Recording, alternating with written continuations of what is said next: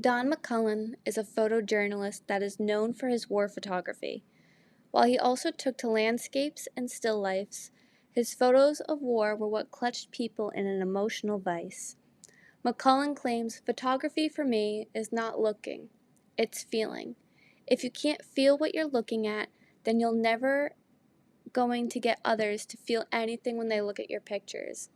It is this feeling that connects viewers to the pure rawness of his photos.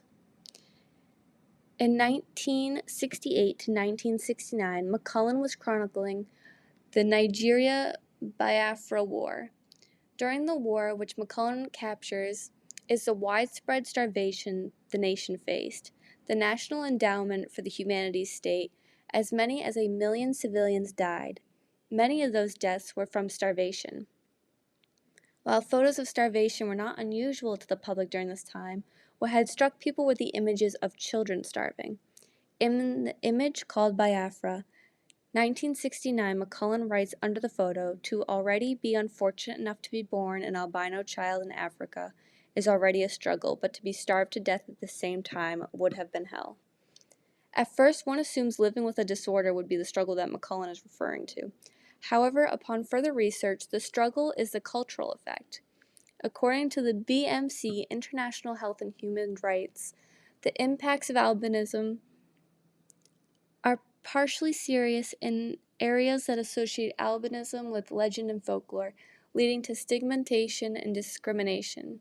In regions of Africa, those with albinism may be assaulted and sometimes killed for their body parts for use in witchcraft-related rites or to make lucky charms. It adds a whole new meaning to the suffering that is being viewed in McCullin's Biafra. When looking at the photograph, there are many different elements at play. The use of color is very strong. McCullin's preference of black and white photography adds a certain gravity and tone to his images.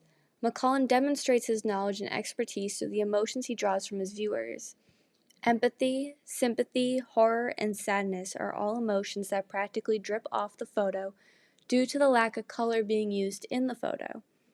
The image is taken straight on. The camera is not lifted or angled. It is meant to be zeroed in on the child that is suffering and the children who suffer alongside him. Light is another important factor in this photo. You can see the source of light comes from the top left corner.